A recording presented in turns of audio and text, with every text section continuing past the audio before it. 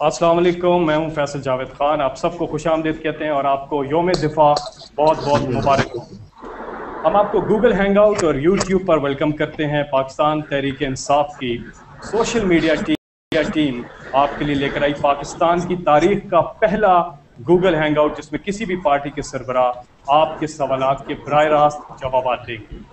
और ये हमारे लिए एक एजाज़ की बात है तहरीक इंसाफ के लिए कि आज हमारे मेहमान हैं चेयरमैन पाकिस्तान तहरीक इंसाफ जनाब इमरान खान साहब। और आपको ये बताते चलें कि इसमें ख़ास तौर पे हम शुक्रिया अदा करते हैं। We would like to thank Google Pakistan specially mister William and mister Badar for their support.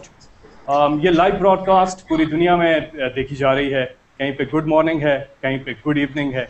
आप सबको हम खुशामदीद कहते हैं और आपसे जितने हमारे पार्टिसिपेंट्स हैं इनका हम इंट्रोडक्शन करवाएंगे और फिर आपसे आपके सवालात लेंगे और बराह रास्त इमरान खान साहब आपको उनके जवाब देंगे। खान साहब अस्सलाम वालेकुम। जी वालेकुम सलाम। Thank you very much. और गूगल हैंगआउट और यूट्यूब पे पूरी दुनिया में इस वक्त आप लेके जा रहे हैं, तो मैं चाहूँगा ये सबसे पहले हम पार्टिसिपेंट्स का आपसे इंट्रोडक्शन करवा दें। हमारे साथ हैं कराची से अनम नकवी।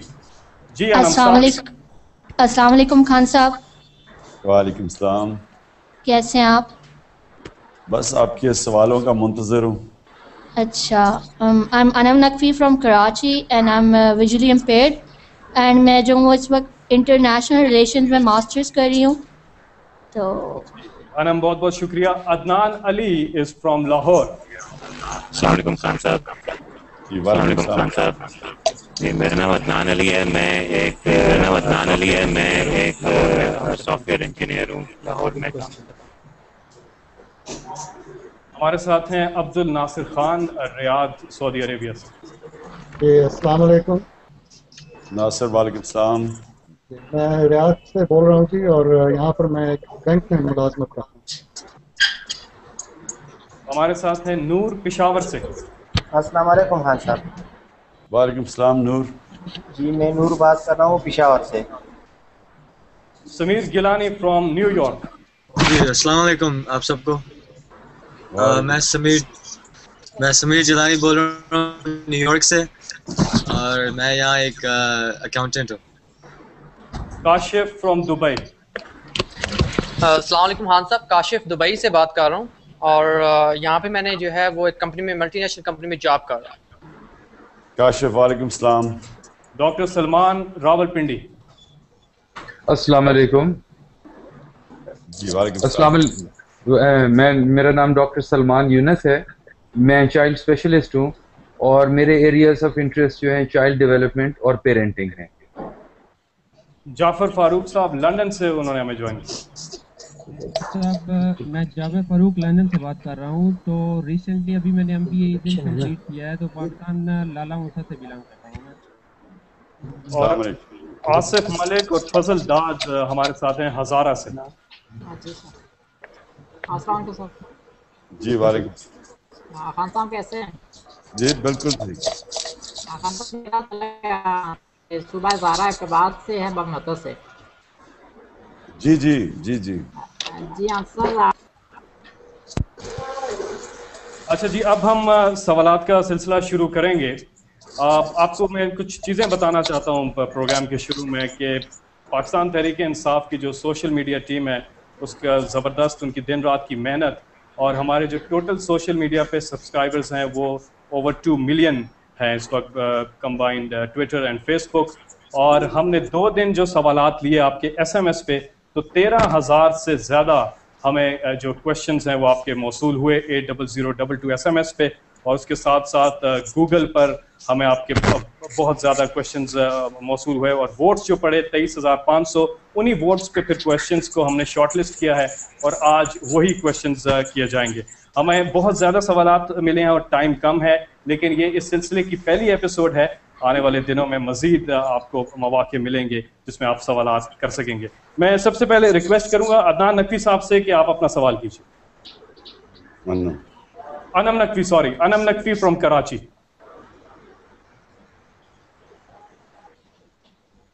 जी अनम। जी अनम। बोले अनम आप सवाल कीजिए अपना। अनम ने हेडफोन अपने शायद उतारे हुए हैं, तो मैं अदनान अली आपकी तरफ आपका लाहौर आप सवाल अच्छा कीजिए। ऐसे कर ओके। मैं ये कहना चाहती हूँ कि पीपल विद डिसेबिलिटीज़ को जो है बहुत सारी प्रॉब्लम्स होती हैं, जिसमें हमारी जॉब प्रॉब्लम होती है। जो 2% कोटा है वो इम्प्लाई नहीं किया जा रहा, और उसके अलावा जो है वो करेंसी प्रॉब्लम्स होती हैं। बैंक अकाउंट्स जो होते हैं, विजुअली इम्पेयर्ड जो है वो अकेला नहीं खोल सकता, जॉइंट अकाउंट होना चाहिए, तो इसमें लोगों को ट्रस्ट करने में इशू आ जाता है। एंड जो फिजिकली हैंडीकैप्स हैं उनको जो है वो फैसिलिटेट करने में प्रॉब्लम होती है। बहुत सी ऐसी बिल्डिंग्स हैं जहाँ पे जो है वो रैम्प्स नहीं बने हुए। तो I would like to ask कि जो आपके पास कोई ऐसी पॉलिसी है जो पीपल विद डिसेबिलिटीज़ को सपोर्ट करे उनकी एम्प्लॉयमेंट और सोशल सिक्योरिटी के लिए। अनम, हम इंशाल्लाह आपको एक पॉलिसी देंगे, क्योंकि हम अपनी हर 2 हफ्ते के बाद अपनी तहरीक इंसाफ अपनी पॉलिसीज लेके आ रही है। हालांकि ये उमूमन इलेक्शंस के दौरान आती है, लेकिन अभी इलेक्शंस दूर हैं। उसके बावजूद हमने फैसला किया है कि हम अपनी लोकल गवर्नमेंट सिस्टम की पॉलिसी ले आए हैं, एनर्जी पॉलिसी, हम इकोनॉमिक पॉलिसी, फिस्कल पॉलिसी हमने अनाउंस किया है, और इंशाल्लाह उसके बाद हेल्थ, एग्रीकल्चर वगैरह वगैरह। तो जो हैंडीकैप्ड है इसके ऊपर कभी कोई पाकिस्तान में बात नहीं करता। हमने फैसला किया है कि इंशाल्लाह हम आपको एक बेहतरीन कैसे हमारा माशरा हैंडीकैप्ड को हेल्प करेगा, किसी तरह भी जो हैंडीकैप्ड हो। मैं आपको ये बता दूं कि मैंने ये सबसे पहले इंग्लैंड में देखा था। जब मैं पहली दफ़ा वहाँ गया तो मैंने देखा कि हर जगह जो भी माजूर लोग थे उनके लिए हर जगह उनकी माशरे ने बंदोबस्त किया हुआ था।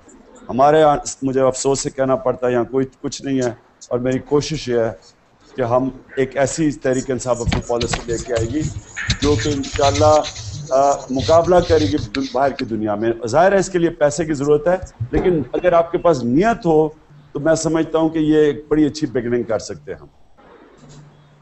जी, अब हम लाहौर चलते हैं, और अदनान अली आपका क्या सवाल है?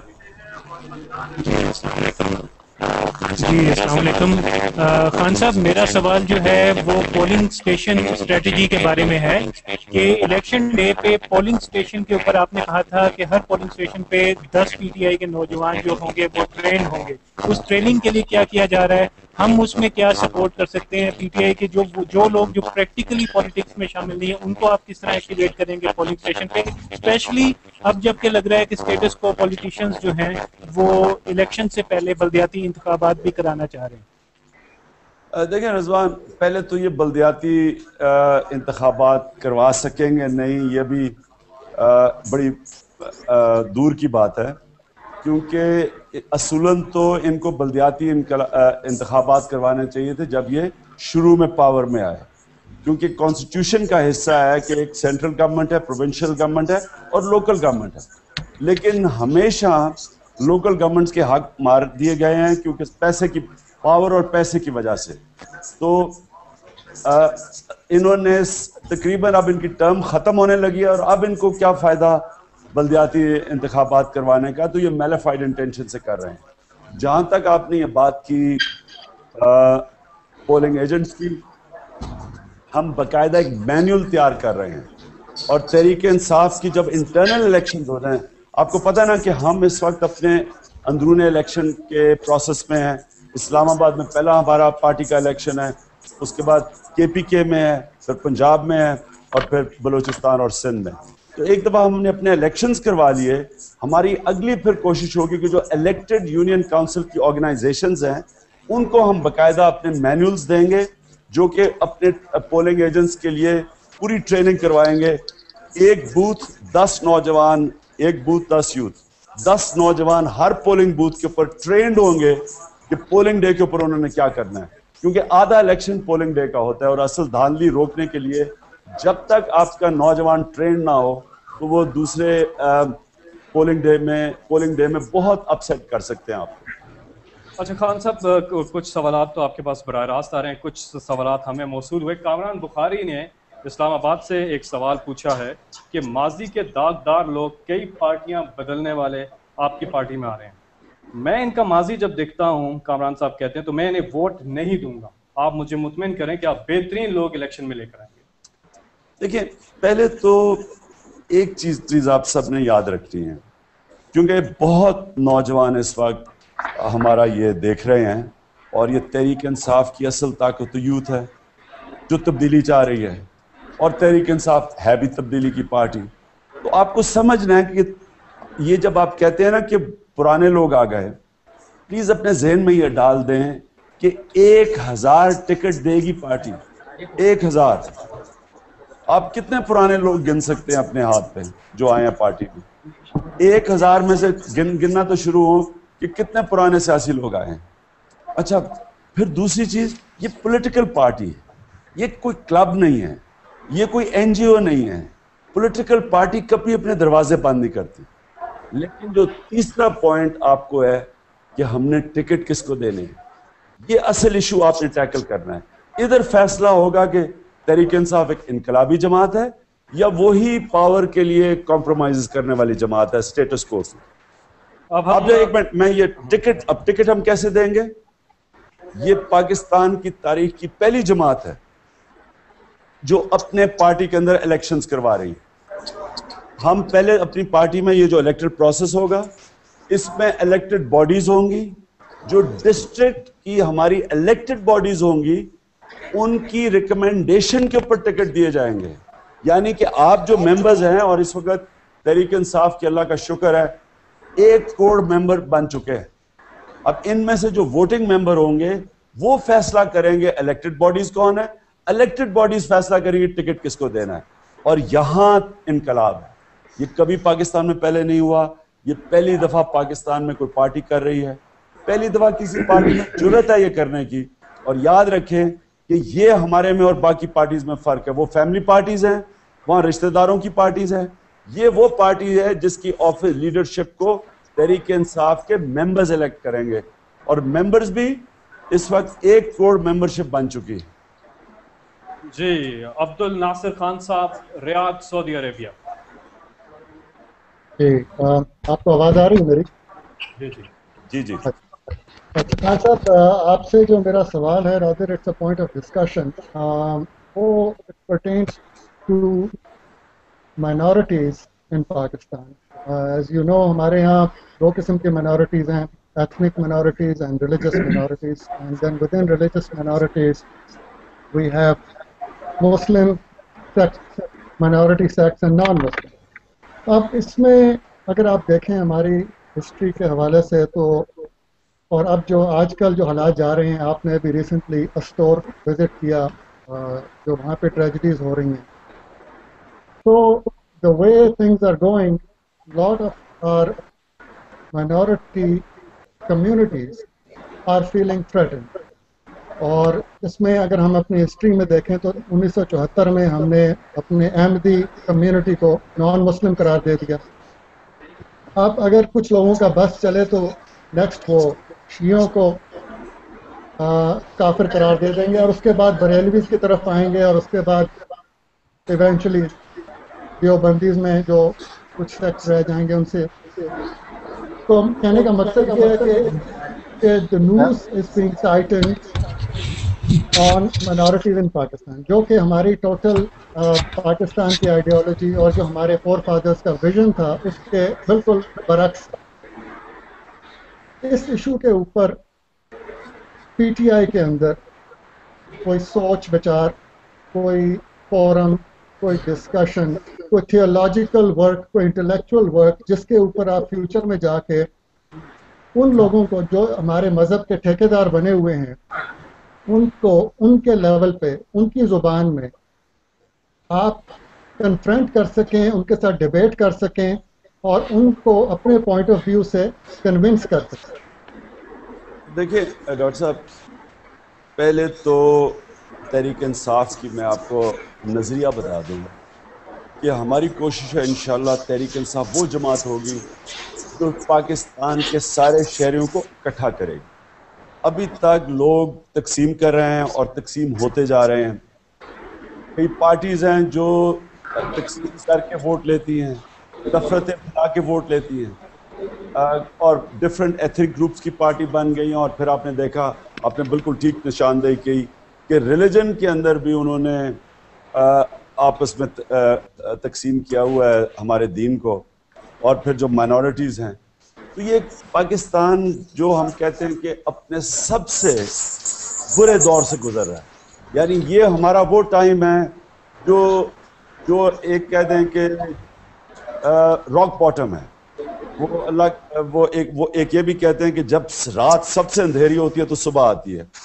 मुझे ये जो खौफनाक दौर है, इसमें मुझे एक रोशनी नज़र आ रही है, और रोशनी ये नज़र आ रही है कि लोगों ने रियलाइज़ किया है, अवाम की मैं बात कर रहा हूँ, क्योंकि आखिर में तो ये लोगों का पाकिस्तान है ना, ये फ़िरकों का पाकिस्तान तो नहीं है, थोड़े से लोगों का जो ठेकेदार बने हुए हैं।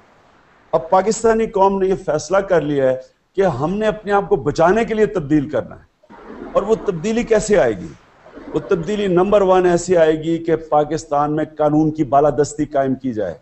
यानी कि कानून का मतलब होता है तहफ़्फ़ुज़ देना कमज़ोर को ताकतवर से, कानून के सामने सब एक बराबर हो।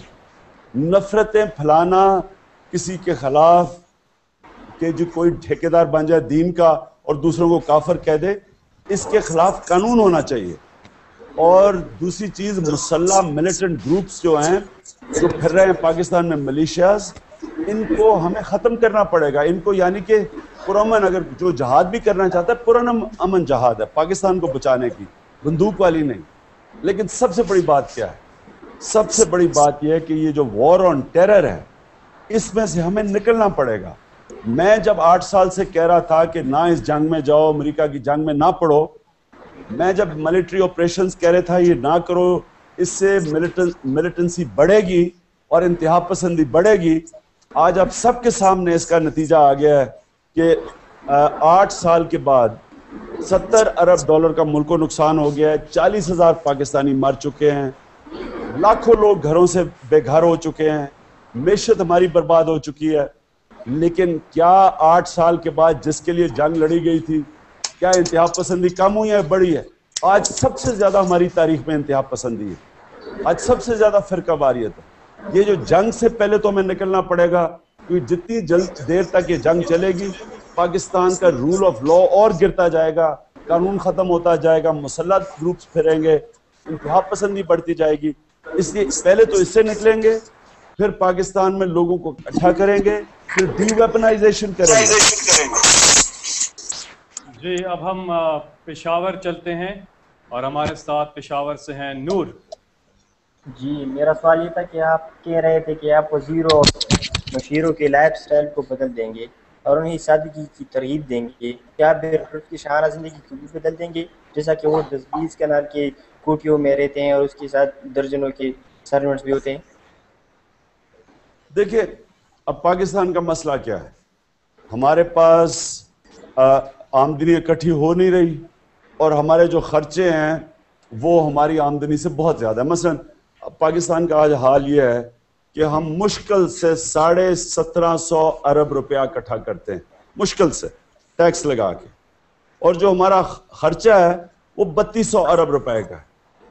तो यानी कि तकरीबन हमारा 1300-400 अरब रुपया खसारा है, 1300-1400 अरब रुपया खसारा है। तो इसको अब अगर हमने इस खसारे को कम करना है तो हमें क्या करना पड़ेगा? पहले तो खर्चे कम करने पड़ेंगे, उसके बाद हमें आमदनी बढ़ानी पड़ेगी। टैक्स लोगों को ये बताना पड़ेगा कि अगर आप टैक्स देंगे तो इस टैक्स का आपको फायदा होगा, मेरे महलों में ये आपका टैक्स का पैसा नहीं जाएगा, मेरे फॉरेन ट्रैवल पे नहीं जाएगा, या मेरी याशियों पे नहीं जाएगा, ये आप पे पैसा खर्च होगा।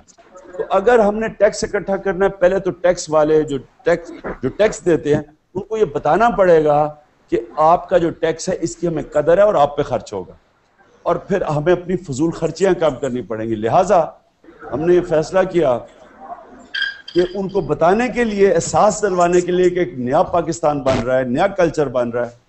जितने बड़े बड़े ये टैक्स के पैसे पे बड़े बड़े महल चल रहे हैं, मसलन गवर्नर हाउसेज हैं, इतनी बड़ी ग्राउंडें हैं, यहाँ एक आदमी रहता है, ये ग्राउंडों को हम स्पोर्ट्स की ग्राउंडें बनाएंगे, गवर्नर हाउसेज को हम बनाएंगे लाइब्रेरीज या एजुकेशनल इंस्टीट्यूट्स तालीम के लिए।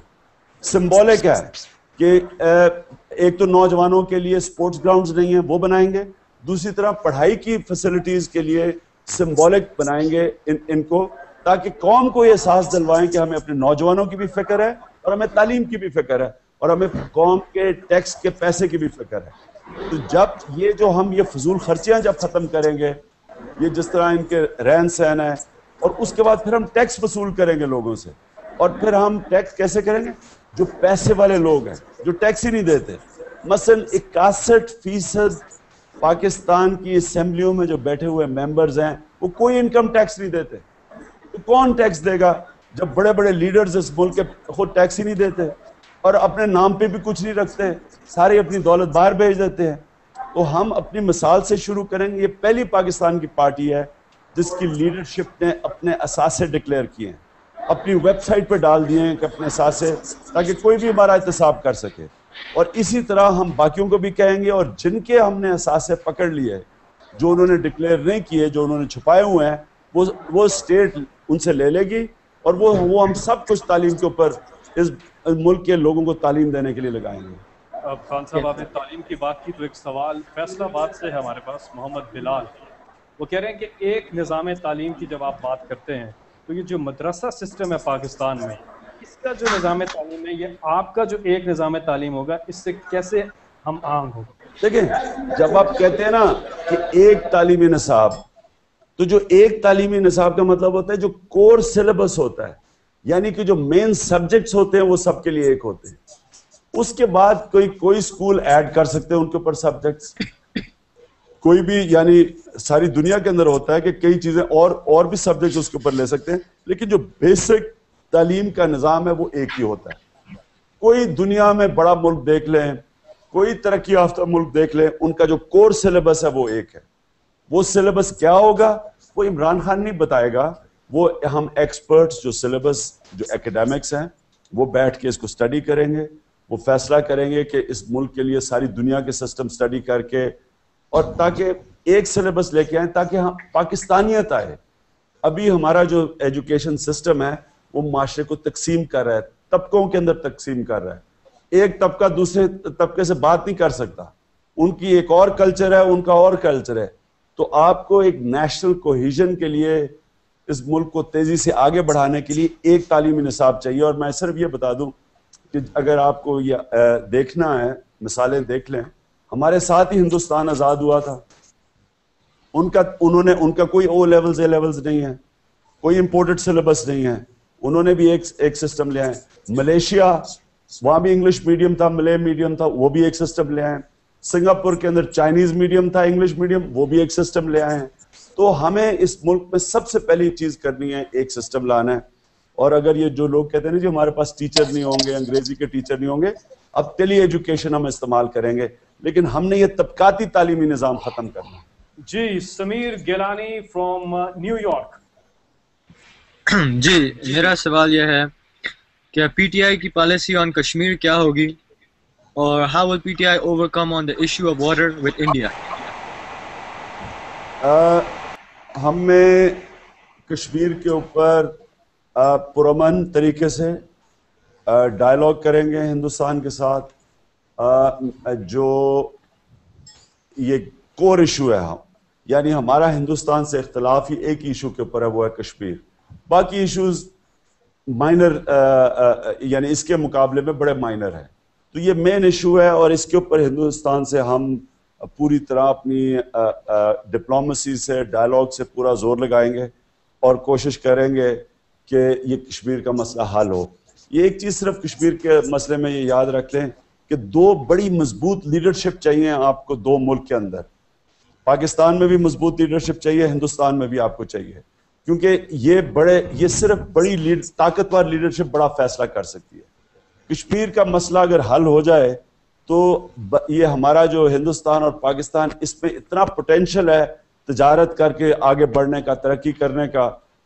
हमारे सामने यूरोपियन यूनियन की एग्जांपल है कि जब उन्होंने अपने बॉर्डर्स खोल दिए और तरक्की तिजारत की, तो कितनी तेजी से वहाँ स्टैंडर्ड ऑफ लिविंग लोगों की ऊपर गई। तो हमें ये इस टेंशन से बड़ा नुकसान हो रहा है।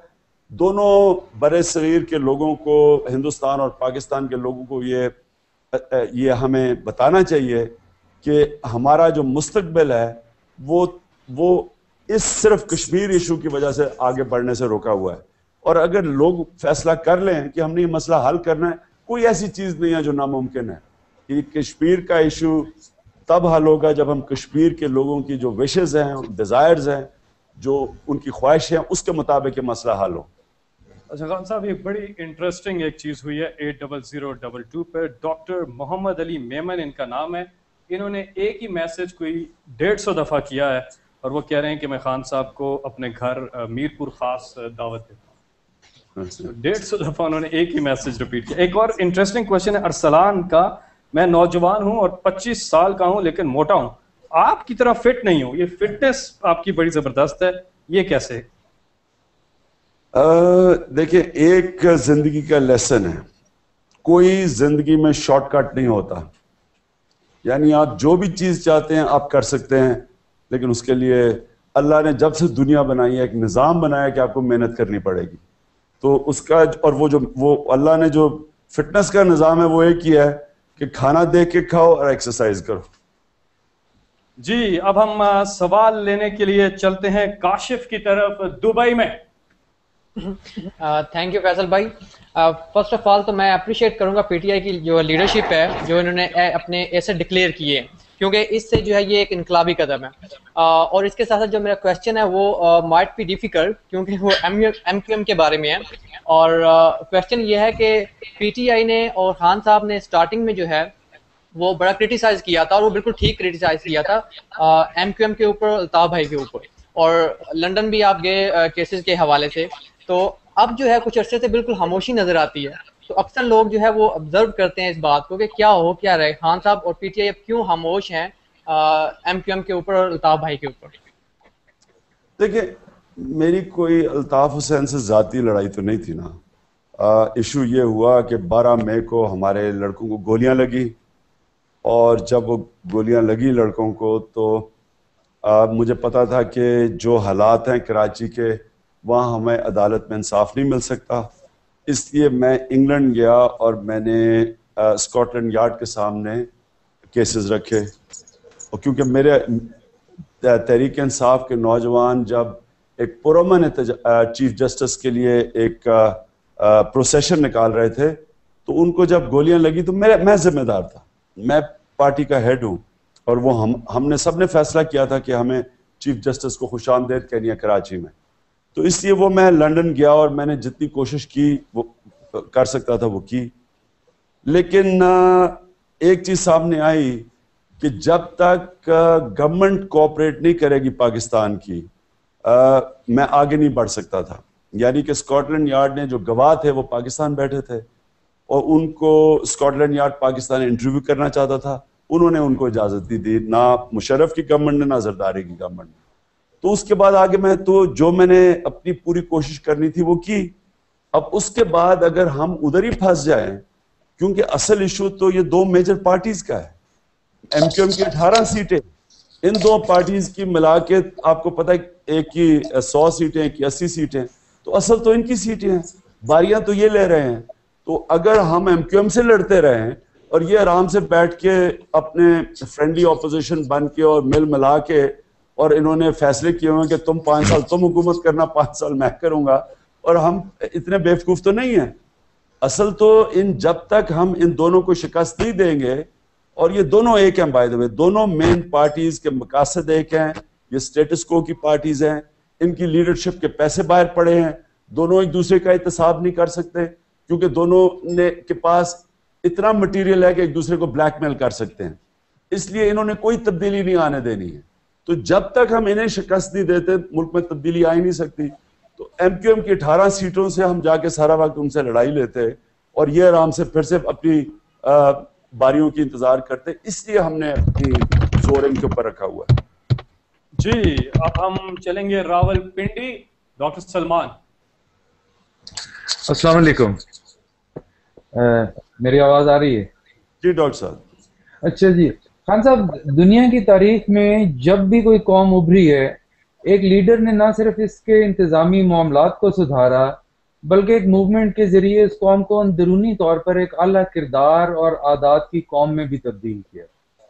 ہماری یوتھ جس کے کندھوں پہ پاکستان کا مستقبل ہے, इस वक्त एक कंफ्यूजन का शिकार है, एक आइडियोलॉजिकल वैक्यूम है जिसमें एक तरफ मुल्ला उसको एक्सट्रीमिज्म पे लेके जाता है, एक तरफ वेस्टर्न कंज्यूमरिज्म उसको जो है और उसको परमिसिवनेस उसको कंफ्यूज करती है, वो पाकिस्तान से बाहर दौड़ता है या कंफ्यूज होता है। मेरा सवाल ये है कि क्या पीटीआई ने अपनी आइडियोलॉजिकल सेंटर ऑफ ग्रेविटी का तयन कर लिया है जिसे वो एक मूवमेंट के तालीम, आर्ट और लिटरेचर में मूवमेंट के जरिए पाकिस्तानी कौम को एक मिसाली कौम में तब्दील करे और एक डायरेक्शन दे? डॉक्टर साहब, मैंने एक पिछले साल किताब लिखी थी और उस किताब के अंदर मैंने एक पूरा चैप्टर लिखा है कि यानी इकबाल के पाकिस्तान को डिस्कवर करना, रीडिस्कवरिंग, क्योंकि ये असल में तो जो इसका हमारा जो नजरियाती रोल मॉडल है वो इलामा इकबाल है, और हमारी जो तहरीक इंसाफ अपनी आइडियोलॉजी बेस करती है वो इकबाल की आइडियोलॉजी पे करती है। जब कहते हैं कि जी आप राइटिस्ट हैं या लेफ्टिस्ट हैं या लिबरल हैं या जो भी, हम कहते हैं कि हम इकबाल की सोच जो है उससे अपने आप को आइडेंटिफाई करते हैं। और मेरे नहीं ख्याल में कि इकबाल से बड़ा स्कॉलर मुसलमान दुनिया में पिछले 500 साल में ऐसा स्कॉलर आया हो। और अगर आप इकबाल को स्टडी कर लें तो उन्होंने ये जितनी आपने बाकी भी जो चीज़ें कवर की, वेस्टर्न कंज्यूमरिज्म या जिसको एक और न्यू लिबरल इकोनॉमिक्स या ये जो ग्रीड की इकोनॉमिक्स है, और इसके बिल्कुल अगर आप इकबाल को पढ़ लें तो उन्होंने तो बल्कि ये देखा था कि इस तरफ मगरबी दुनिया जा रही है। अफसोस ये है कि पाकिस्तान वो एक जो इतनी अजीम सोच में मुल्क बना था और उसके ऐसे अजीम लीडर थे, पॉलिटिकल कायदे आज़म और नजरियाती इलामा इकबाल, वो हमें इकबाल को हम सिर्फ इकबाल डे बनाने पे छोड़ दिया है। इकबाल को ही अगर आप पढ़ा दें, आपने कहा ना कि आइडियोलॉजिकल मोरिंग्स क्या हैं, मैं कहता हूं कि अगर आप अपने नौजवानों को सिर्फ इकबालियात समझा दें, और जो मैंने कोशिश की अपनी किताब में एक पूरा चैप्टर में जो मैं समझाऊं इकबाल, क्योंकि इकबाल तो समुंदर है, उसको समझने के लिए यानी शायद मैं इतना काबिल नहीं हूं, लेकिन जितना मैं इकबाल को समझाऊं, मैं समझता हूं कि अगर हम अपने नौजवानों को सिर्फ इकबालियात ही पढ़ा दें, इकबाल के फलसफा ही समझा दें, यही उनको इतनी ताकत दे देगा कि ये जो गलत साइड है मगरबी कल्चर की, ये जो कंज्यूमरिज्म है, ये जो मटीरियलिज्म है, जो वहां भी गलत चीजें आ गई हैं, ये उसको काउंटर करेगी। जी, अब हम लंदन से सवाल लेंगे जाफर फारूक साहब का। जाफर फारूक साहब लंदन से। अस्सलाम वालेकुम खान साहब, मैं जाफर फारूक बात कर रहा हूँ। तो मेरा सवाल आपसे ये है कि मैं एक देहात से ताल्लुक़ रखता हूँ, लाला मेरा क्वेश्चन जाफर आपकी आवाज़ नहीं आ रही, हम आपकी तरफ दोबारा आएंगे। ये है कि जी जाफर, हम आपकी तरफ दोबारा आते हैं। खान साहब एक और सवाल हमारे पास, जाफर हम आपके पास आ रहे हैं। वकार आकिफ हैं मियाँ वाली से, कह रहे हैं तहरीक इंसाफ की जो मेन लीडरशिप है और मेंबर्स, इनके बीच बहुत बड़ा फासला है और सिर्फ एक ISF जो है उन्हें मुनज़्ज़म लगती है, बाकी उन्हें ये फासला जो है वो कहते हैं ये क्या है और इसको किस तरह से दूर करेंगे लीडरशिप का मेंबर्स के साथ। देखिए, तहरीक इंसाफ इस वक्त अपने सबसे बड़े इम्तिहान से गुजर रही है। वो इम्तिहान अंदरूनी है, पार्टी के अंदर इम्तिहान है। वो इम्तिहान क्या है कि तहरीक इंसाफ वो काम कर रही है जो किसी पॉलिटिकल पार्टी ने पहले पाकिस्तान में नहीं किया। पार्टी के अंदर इलेक्शंस करवा रही है। अब ये जो हम इलेक्शंस करवा रहे हैं, ये क्योंकि कभी किसी ने नहीं किया, ये एक बिल्कुल नया सफर है।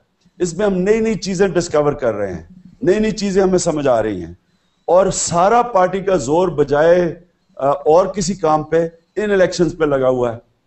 तो जब तक ये इलेक्शंस होते हैं, और वो इंशाल्लाह हमारी पूरी कोशिश है कि अगले 2 महीने के अंदर हम पार्टी के इलेक्शंस करवा लेंगे, तो उसके बाद फिर ये जो अभी बात कर रहे हैं फासले, ये खुद ही खत्म हो जाएंगे, क्योंकि जो भी हमारे ओहदेदार होंगे वो इलेक्टेड होंगे। इलेक्टेड लोगों हमेशा उनका राब्ता होता है वो लोग जो उनको इलेक्ट करते हैं। तो एक मुसलसल चेन चल पड़ेगी नीचे से लेके ऊपर तक, क्योंकि सारी पार्टी में इलेक्टेड पोजीशंस होंगी। ये जो आप बात कर रहे हैं फासले, जब नॉमिनेशंस होती हैं इनके अंदर फासले बढ़ जाते हैं। जब पार्टी इलेक्टेड होती है तो वो तो फिर बड़ा क्लोज कनेक्शन होता है ग्रास रूट का ऊपर तक। کوئٹہ سے بھی ہمیں جوائن کرنا تھا ایک پارٹیسپینٹ نے، لیکن ہوا یہ کہ وہاں پر انٹرنیٹ جو ہے اسے بلاک کیا ہوا ہے. آج 6 سپتمبر ہے اور جب بھی وہاں پہ کوئی اہم دن آتا ہے تو وہاں پہ انٹرنیٹ سنا کہ بلاک کر دیا جاتا ہے. تو کوئٹہ پہ بھی بات کر لیتے خان صاحب. کوئٹہ کو ہر چیز میں پیچھے رکھا جاتا ہے، تو کس طرح بلوچستان کو ان کے حقوق دلائیں گے؟ اور آپ نے جلسہ بھی کیا وہاں پہ، تو بتائیں کہ کیا آپ کے پاس پلان ہے بلوچستان کے لیے؟ دیکھیے فیصل، پرابلم یہ ہوا ہے پاکستان سے کہ ہم نے ایک انگریزوں سے سینٹرلائز سسٹم لے لیا. انگریز اس ملک میں ہمیں آزاد کرنے نہیں آئے تھے، وہ ہم غلام تھے، اور ان کا ایک مقصد تھا، یعنی کہ وہ یہاں سے ریسورسز لے کے تو اپنے ملک میں لے کے جانا چاہتے تھے. اس کے لیے انہوں نے سسٹم بنایا ہوا تھا جو غلاموں کا سسٹم تھا، اور وہ بڑا سینٹرلائز تھا. تو اب جو ہم نیا پاکستان بنانا چاہتے ہیں، ہم واپس لوگوں کو امپاور کرنا چاہتے ہیں. تحریک انصاف پہلی پاکستان کی پارٹی ہے جس نے اپنی ابھی اکنامک پروگرام میں اور اپنی لوکل گورنمنٹ سسٹم میں یہ فیصلہ کیا ہے کہ ہم اپنے سے پاور لے کے نیچے تک پہنچا دیں گے. یعنی کہ ہم گاؤں کے سطح کے اوپر لوگوں کو پاور دیں گے. لوگ فیصلے کریں گے اپنے کہ ہمارا ڈیولپمنٹ کدھر ہوگی. ایم این اے نہیں فیصلہ کرے گا، بلدیاتی الیکٹڈ نمائندے جو گاؤں میں بیٹھے ہوں گے وہ فیصلہ کریں گے کہ ہم نے وہ اسکول اپنے چلائیں گے، ڈسپنسری اپنی چلائیں گے، ڈیولپمنٹ کدھر ہونی ہے وہ فیصلہ کریں گے.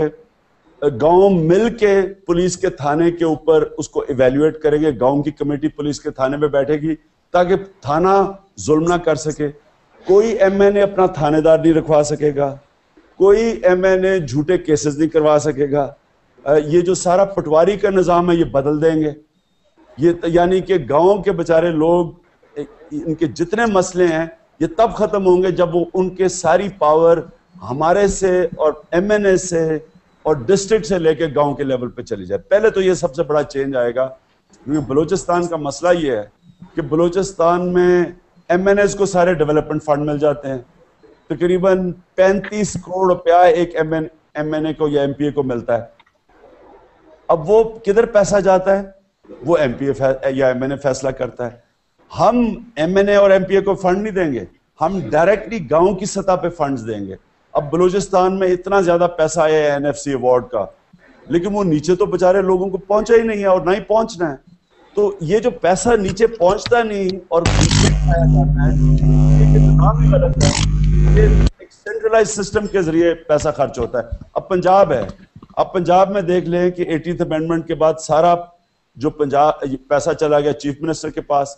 اب اصولاً چیف منسٹر کو ایک بلدیاتی نظام بنا کے نیچے تک پیسہ پہنچانا چاہیے تھا. وہ بلدیاتی نظام ہے نہیں، سارا پیسہ چیف منسٹر لے کے بیٹھ گیا. اس کا نتیجہ یہ ہے کہ بچارے سارے پنجاب میں باقی کچھ ہو نہیں رہا. صرف ایک 22 کلومیٹر کی سڑک کے اوپر 36 ارب روپیہ خرچ کیا جا رہا ہے ٹرانسپورٹ پہ. تو یعنی کہ یہ کیوں ہوتا ہے؟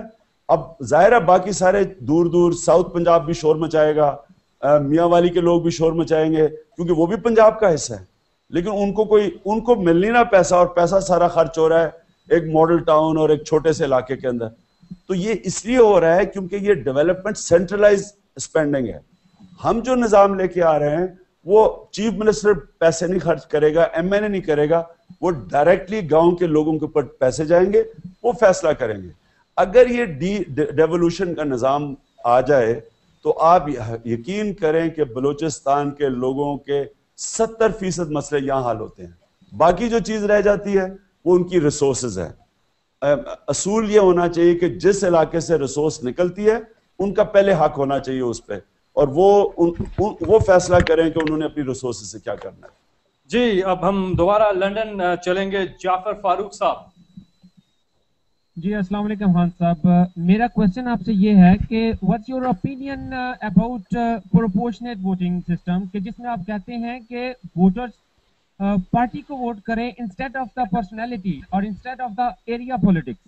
تو اس میں اگر آپ پارلیمنٹ میں چلے جاتے ہیں تو آپ کیا سمجھتے ہیں کہ جو ادھر بڑے لوگ اور بڑے آپ کہتے ہیں کہ مگر مچ بیٹھے ہوئے ہیں، تو ان کو آپ کیسے کنٹرول کریں گے؟ جیسے کہ ان میں سے کچھ آلریڈی ویسے پی ٹی آئی کے ساتھ آ چکے ہیں، تو اگر وہی آ جاتے ہیں دوبارہ، یا اگر آپ سمجھتے ہیں کہ نئے لوگ آتے ہیں، تو جیسے پیچھے چودھریزم ابھی بھی چل رہا ہے، جیسے زرداریزم तो ये 10-15 सालों में तकरीबन वो इतना इंस्टॉल हो चुका है लोगों में कि उसमें हमें नहीं लगता कि वो बड़ा पीटीआई आके उनको वापस ले आएगी उन लोगों को, या बहुत मुश्किल है पीटीआई के लिए कि वो स्टेटस को लोगों को खत्म करना। इसमें आपकी क्या ओपिनियन है? और दूसरे नंबर पे हम ये जानना चाहते हैं कि हम इधर अगर लंदन में हैं तो मैं वैसे तो वापस जाना चाहता हूँ इंशाल्लाह और जाऊंगा, लेकिन अगर नहीं जा सकते तो इधर से आपका वोट हम उधर डालेंगे, तो ये प्रोसीजर क्या आप इसमें कुछ जी जी जी मैं समझ गया हूँ। देखें, प्रोपोर्शनल रिप्रेजेंटेशन का इसमें कोई शक नहीं कि बहुत बड़ा फ़ायदा है कि आपकी पार्टी को वोट पड़ता है, कैंडिडेट को वोट नहीं पड़ता। ये बिल्कुल ठीक है, क्योंकि पाकिस्तान की तबाही का एक बहुत बड़ी वजह यह है कि एक कैंडिडेट, ये जो कंस्टिट्यूंसी पॉलिटिशियन बन जाता है कि हल्के में एक हल्का बना के हल्के से वोट लेके फिर वो अपने आप को नीलाम करता है। यानी वो मुल्क के लिए नहीं करता, वो फिर उसकी सिर्फ कोशिश होती है कि हल्के में जीत के और फिर वो एक ग्रुप बना के और फिर वजारतें मिल जाए और ज़ाती फ़ायदा हो। होना ये चाहिए कि जो वोट पड़े वो पार्टी टिकट को पड़े, कैंडिडेट का उसमें रोल बहुत कम हो। इसका मतलब कि पार्टी अच्छे अच्छे लोगों को टिकट्स दे सकती है, लेकिन जो मौजूदा सिस्टम है पाकिस्तान में, इसमें आपको कैंडिडेट को पैसे खर्च करने पड़ते हैं इलेक्शन जीतने के लिए। तो फिर आदमी जब कैंडिडेट ढूंढता है, यानी एक पार्टी कैंडिडेट ढूंढती है, तो फिर वो ये देखती है कि किसके पास रिसोर्सेज हैं इलेक्शन लड़ने की। तो इसका मतलब आम आदमी इलेक्शन ही नहीं लड़ सकता, या बड़े काबिल लोग जो हैं वो इलेक्शन नहीं लड़ सकते। तो हम एक छोटे से मखसूस तबका जो है, इसके हम इन्होंने हमें गिरवी रखा हुआ है, ये हमें ब्लैकमेल करते हैं। अब आपके सामने आसिफ जरदारी ने इस सारे तबके को हड्डी दे के, इनकी कीमत लगा के 5 साल से ये मुल्क तबाह हो रहा है, और ये सारे बैठ के ये आराम से बैठ के हुकूमत कर रहे हैं। हालांकि कभी किसी गवर्नमेंट की इतनी बुरी परफॉर्मेंस नहीं हुई, लेकिन अपने 5 साल पूरे कर रही है, क्योंकि आसिफ जरदारी ने सबकी कीमत लगा दी है। उसे पता है कि इनका कोई नजरिया है नहीं, इनको आप ज़ाती मफाद के लिए पॉलिटिक्स कर रहे हैं, आप इनको वो दे देंगे, आराम से बैठे रहेंगे, मुल्क तबाह हो।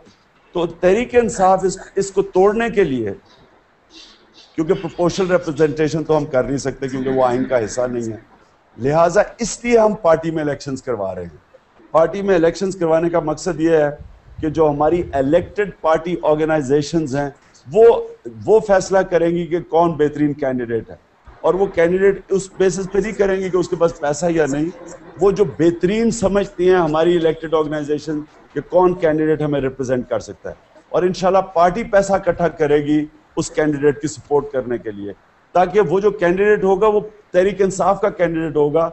वो ये नहीं होगा कि वो बाद में कहेगा कि जी मैं फॉरवर्ड ब्लॉक बुला रहा हूँ, मुझे अगर वजारत नहीं देंगे तो मैं पार्टी छोड़ के चला जाऊंगा।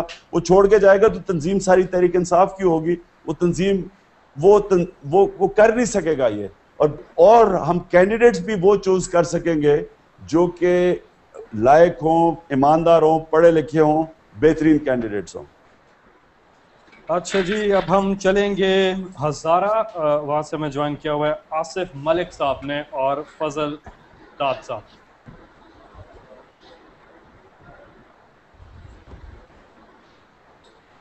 जी आसिफ हज़ारा से, शायद उनसे हमारा राब्ता टूट चुका है। हमारे साथ लाहौर से हमें अभी ज्वाइन किया है अरसलान मिर्ज़ा ने, कराची से इनफैक्ट ज्वाइन किया अरसलान मिर्ज़ा। जी अरसलान, आपको आवाज़ आ रही है? यस सर, अस्सलाम वालेकुम जी, अपना तारुफ आपको मेरी आवाज़ आ रही है क्लियर? जी जी जी, अरसलान बात कर रहा हूँ कराची से। मेरा जो क्वेश्चन है वो लॉ एंड ऑर्डर सिचुएशन के हवाले से है, स्पेशली स्टेट क्राइम इन कराची, और उसके अंदर जो पॉलिटिकल पार्टीज़ की और इंटरनेशनल एजेंसीज की जो इन्वॉल्वमेंट है, उसके ऊपर पीटीआई का स्टैंड क्या है और क्या सलूशन आप हमें दे सकते हैं उसके ऊपर, इसके ऊपर जो आपके थोड़े से जो है कमेंट्स चाहिए। जी देखिए जो लॉ एंड ऑर्डर सिचुएशन होता है वो हमेशा पुलिस ठीक करती है।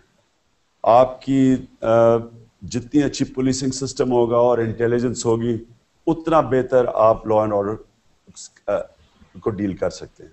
अब प्रॉब्लम क्या है, पाकिस्तान के पुलिस के निज़ाम को तबाह कर दिया गया है।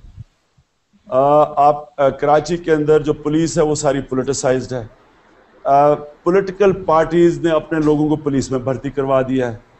पंजाब के अंदर भी यही हुआ। एक आईजी अब्बास ने जो नवाज शरीफ का पहला दौर था 90 to 92, आईजी अब्बास खान ने रिपोर्ट, हाई कोर्ट ने रिपोर्ट, लाहौर हाई कोर्ट ने कहा कि क्यों पंजाब में क्राइम इतनी ज़्यादा है, तो आईजी अब्बास ने हाई कोर्ट को कहा कि 25,000 लोगों को भर्ती किया गया पंजाब पुलिस में जो कि मेरिट के बाहर थे, और उनमें कई ऐसे लोग थे जो मुजरिम पेशा लोग थे। तो खुद गवर्नमेंट ने मुजरिम पेशा लोगों को पुलिस में भर्ती किया, और कराची में डिफरेंट पार्टीज के अपने लोग पुलिस में भर्ती हुए हैं। तो जब आपकी पुलिस सिस्टम गैर जानबदार नहीं होगी, वो कैसे क्राइम ख़त्म कर सकती है? और ख़ास तौर पर दहशतगर्दी, अगर एक पॉलिटिकल पार्टी दहशतगर्दी कर रही है और उनके अपने लोग पुलिस में हैं, तो पुलिस कैसे उनको रोकेगी? इसलिए इसका हल ये है कि पुलिस सिस्टम को ठीक किया जाए। आपके सामने पाकिस्तान के अंदर मोटरवे की पुलिस है, दुनिया की किसी पुलिस का मुकाबला कर सकती है क्योंकि मेरिट के ऊपर है। उसी तरह अगर हम पुलिस को मेरिट के ऊपर करें, और याद रखें पुलिस को इंटीरियर मिनिस्ट्री से निकालें। इंटीरियर मिनिस्ट्री पुलिस के ऊपर नहीं होनी चाहिए, यानी इंटीरियर मिनिस्टर के नीचे पुलिस को नहीं होना चाहिए, क्योंकि इंटीरियर मिनिस्टर पॉलिटिशियन है। आपको पुलिस को पॉलिटिशियंस के से निकालना चाहिए। पुलिस पॉलिटिशियन नहीं, किताब के नीचे होना चाहिए, रूल बुक के नीचे होना चाहिए। अगर वो होगी तो पॉलिटिशियन भी कोई गलती करेगा तो पुलिस पकड़ लेगी उसको। अगर इंटीरियर मिनिस्टर के नीचे पुलिस है तो वो इंटीरियर मिनिस्टर को कैसे पकड़ेगी जब वो कोई गलत काम करेगा? इसलिए पुलिस को आपने डीपोलिटिसाइज करना है, मेरिट के ऊपर लेके आना है, और फिर डिवॉल्व करना है। ये सेंट्रलाइज पुलिस सिस्टम भी गलत है। मैं सिर्फ आखिर में मिसाल देता हूँ कि अमेरिका के अंदर 65,000 पुलिस फोर्सेज है, 65,000 पुलिस फोर्सेज है। पाकिस्तान के अंदर 4 पुलिस फोर्सेज हैं, 4 आईजीज के नीचे 4 पुलिस फोर्सेज हैं 4 सूबों में। इसलिए आपने इनको, हमने विलेज लेवल के ऊपर पुलिसिंग करनी है, इसको चेंज करना है ताकि वो अकाउंटेबल हो नीचे तक। यानी ये इसके ऊपर इंशाल्लाह तहरीक इंसाफ एक पूरा पेपर लेके आ रही है कि पुलिस के निज़ाम को ठीक करके क्राइम कैसे ख़त्म करनी है। हमें रावलपिंडी से ज्वाइन किया है तैमूर साहब ने। जी अस्सलाम वालेकुम तैमूर साहब। जी वालेकुम अस्सलाम। खान साहब अस्सलाम वालेकुम, आपको मेरी आवाज़ आ रही है? जी वालेकुम अस्सलाम। इमरान साहब, ये बात एक असल हकीकत है कि पाकिस्तान तहरीक इंसाफ की जो असल कुव्वत है वो पाकिस्तान के 60% नौजवान हैं। इन नौजवानों का जो पैशन है, जो एनर्जी है, जो हुब्बुल वतनी है, ये आपका असल सरमाया है। लेकिन हम ये देख रहे हैं कि अभी आपके दाएं बाएं जो लोग ज़्यादातर मौजूद हैं, उनमें इंसाफ स्टूडेंट फेडरेशन की या पाकिस्तान की यूथ की उतनी नुमाइंदगी नहीं है। मेरा सवाल आपसे ये है कि आने वाले इलेक्शंस के अंदर इन नौजवानों में से आप कितने टिकट देंगे और इनकी नुमाइंदगी क्या होगी? बिकॉज आपके साथ पुराने लोगों के मिलना जो है, ये एक बहुत बड़ा नेगेटिव पॉइंट सामने आता है तहरीक इंसाफ का। इस बारे में काइंडली आप जी देखिए, फिर से मैं रिपीट करता हूँ कि आप जितने भी लोग मेरे साथ देखते हैं, अब वो कितने लोग होंगे, क्योंकि आपने 1000 लोगों को टिकट देना है, 1000 लोगों को। तो ये जितने भी आप देखते हैं पुराने कितने हैं। और मैं आपको ये भी कह दूं कि पॉलिटिकल क्लास के बेहतरीन लोग आए हैं तहरीक इंसाफ में।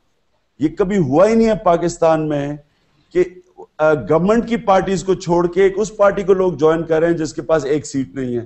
तो ये तो इनकलाब है आपके सामने। और वो लोग आए हैं जो, आप याद रखें कि हमारे जितने भी पॉलिटिशियंस आए हैं हमारी पार्टी के अंदर, उन सारों ने अपने असासे डिक्लेयर किए हैं, वो हमारी वेबसाइट पे हैं। यानी ये आप सोच लें कि ये वही लोग कर सकते हैं जिनको खौफ नहीं है कि अगर मैंने डिक्लेयर किया तो मेरे सासे पकड़े जाएंगे, जो मैंने डिक्लेयर नहीं किया, या लोग मेरे से पूछेंगे। तो ये बेहतरीन लोग आए हैं।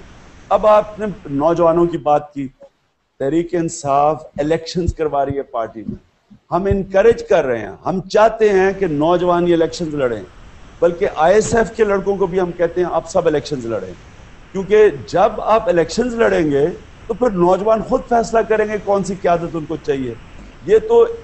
ये पहली दफ़ा पाकिस्तान की तारीख में हम अपने मेंबर्स को कह रहे हैं कि आप फैसला करें क़यादत कौन सी चाहिए, आप फैसला करें टिकट किसको देने हैं।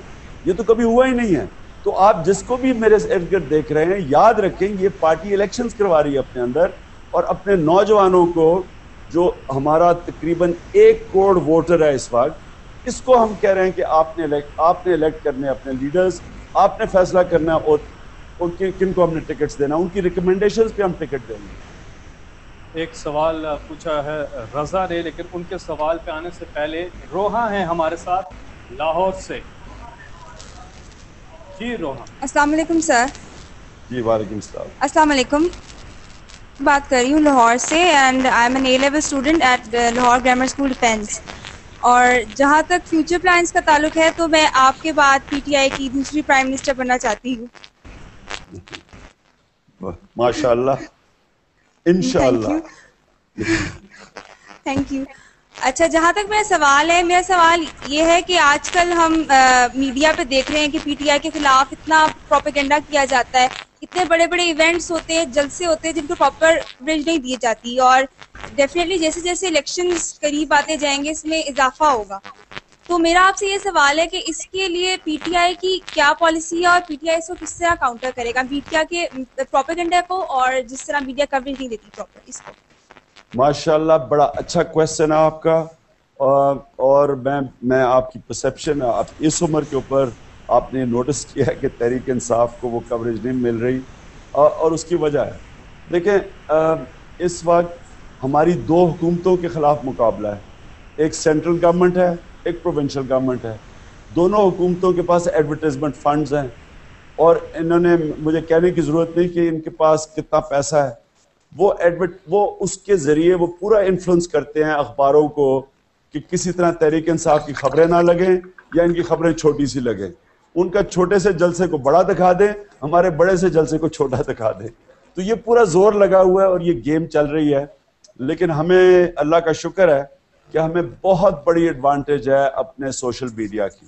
ہماری زبردست سوشل میڈیا کی ٹیم ہے, وہ کام کر رہی ہے جو کہ ہمیں ادھر سے روکتے ہیں, ہمارا سوشل میڈیا کا ٹیم پورا کام کر دیتی ہے, اور اس کی وجہ سے ہمارا پیغام سب پہ پہنچ جاتا ہے. تو یہ ہمارے پاس اور والنٹیئر ٹیم ہے, یہ بھی میں آپ کو بتا دوں. باقی 1-2 جماعتوں نے پورے پیسے دے کے ٹیم کھڑی کی ہوئی ہے, ہماری سارے نوجوان والنٹیئرز ہیں. لیکن میں آپ کو آخر میں یہ کہنا چاہتا ہوں کہ کئی ایسی چیزیں ہوتی ہیں کہ میڈیا چاہے بھی تو اس کو روک نہیں سکتا میڈیا میں آنے سے. اب ہم انشاءاللہ 7 تاریخ کو وزیرستان امن مارچ پہ جا رہے ہیں. اب یہ جو مارچ ہے یہ دنیا کا میڈیا اس کو دیکھ رہا ہے, باہر سے لوگ آ رہے ہیں اس میں, باہر سے صحافی آ رہے ہیں, میڈیا چینلز آ رہی ہیں. تو یہ اور کوئی کر ہی نہیں سکتا یہ سوائے تحریک انصاف کے. کسی میں اتنی جرت ہی نہیں ہے کہ وزیرستان اتنی بڑی امن مارچ لے کے جائے سوائے تحریک انصاف میں.